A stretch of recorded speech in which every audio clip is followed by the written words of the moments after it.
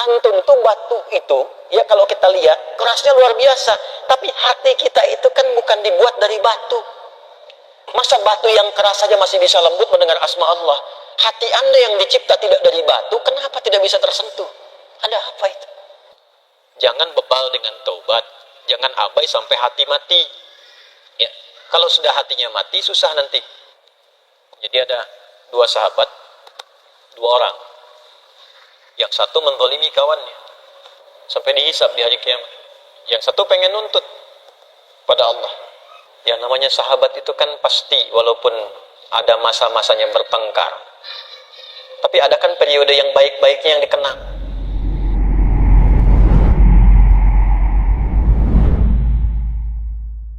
Kita diminta oleh Allah Subhanahu wa Ta'ala, oleh Rasulullah SAW untuk sadar diri. Jangan-jangan selama ini ada banyak maksiat yang pernah dikerjakan, masih ada peluang untuk bertaubat.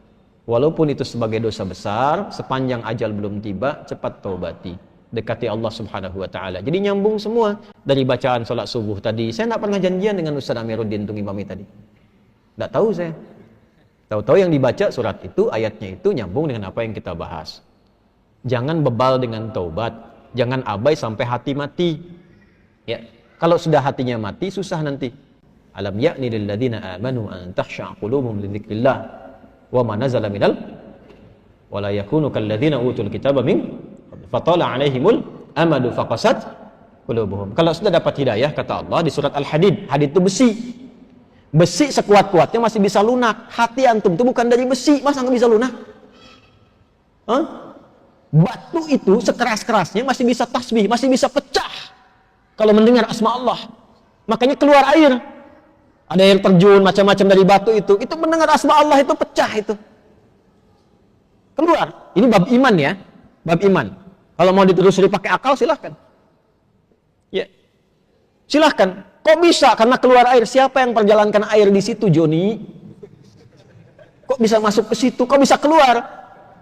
Nah, dibacanya pakai iman, maka turunlah ayat-ayat untuk menyentuh iman. Al-Baqarah ayat 74. Tsumma qasat qulubukum min ba'di dzalika fahiya kal hijarati aw ashaddu qaswa wa inna minal hijarati lama yashaqqaqu fayakhruju minhul ma wa inna minha lama yatafajjaru minhul anhar. Batu aja yang keras itu kalau mendengar asma Allah bisa pecah, bahkan bisa mengeluarkan air dan bermanfaat.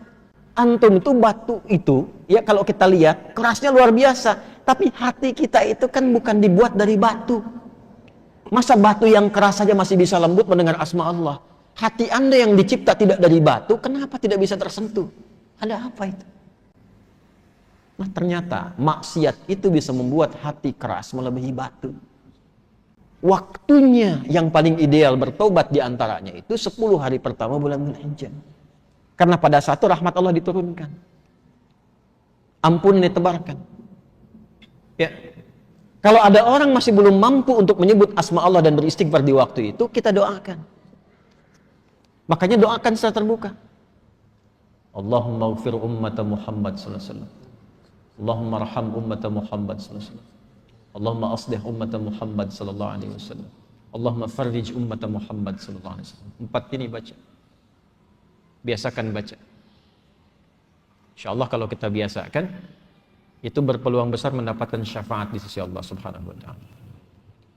Syafaat. Dari mana taunya? Bukan lu taati itu. Itu ada ilmunya. Ada riwayat yang tersambung sampai di bab Yaumul Hisab. Jadi ada 2 sahabat, 2 orang. Yang satu menzalimi kawannya. Ya, zalimi gitu sampai dihisab di hari kiamat. Yang satu pengen nuntut pada Allah. Yang namanya sahabat itu kan pasti walaupun ada masa-masanya bertengkar, tapi ada kan periode yang baik-baiknya yang dikenang. Makanya Sayyidina Ali bin Abi Thalib radhiyallahu ta'ala anhu pernah mengajarkan, kalau saling menyukai, ini menyukai dalam arti berteman baik ya. Kalau saling menyukai, berteman baik, yang sewajarnya saja. Jangan berlebihan. Nah, sewajarnya ini standar agama. Ya, standar agama itu tinggi sekali. Saling berbagi, saling memperhatikan dalam kebaikan, ya. Nah, sewajarnya itu yang dimaksudkan. Jangan berlebihan, khawatirnya nanti saat ada kebencian, kembalinya lama. Tapi kalaupun tak suka, jangan berlebihan. Siapa tahu satu masa ada momen pertemuan yang saling mengikat, nanti kenalannya lama. Nah, ini dua orang ini pernah jadi sahabat, kemudian bermusuhan. Sampai menuntut di hadapan Allah di hari kiamat. Begitu dituntut itu, apa kata Allah? Ditampakkanlah keindahan surga untuknya. Begitu ditampakkan, bertanya, ya Rabb, untuk siapa surga ini? Ya. Maka dijawab, kama qala, maukah aku tawarkan? Ya, satu hal yang bisa mendapatkan keindahan di surga ini. Mau ya Allah? Maafkan dia dan cepat gandeng tangannya masuk ke dalamnya. Maafkan dia dan cepat gandeng tangannya masuk ke dalam.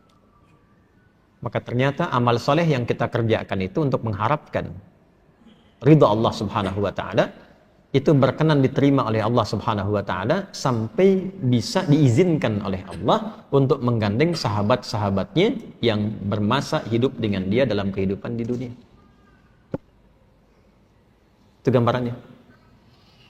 Dan itu nanti termasuk bagian dari ayat-ayat Quran yang di Quran surah ketiga Ali Imran ayat 133 sampai 134. Wasari'u ila maghfiratin min rabbikum wa jannatin 'arduhas samawati wal ardu 'iddat lil muttaqin. Siapa orang yang berpeluang mendapatkan surga seluas langit dan bumi itu?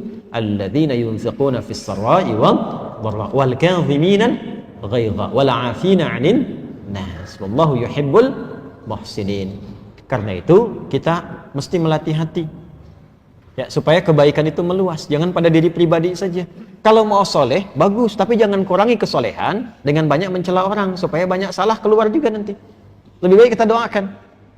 Dan kita tidak dituntut untuk hasil dari mereka, yang penting kita ikhtiar. Nah, 4 ini tadi.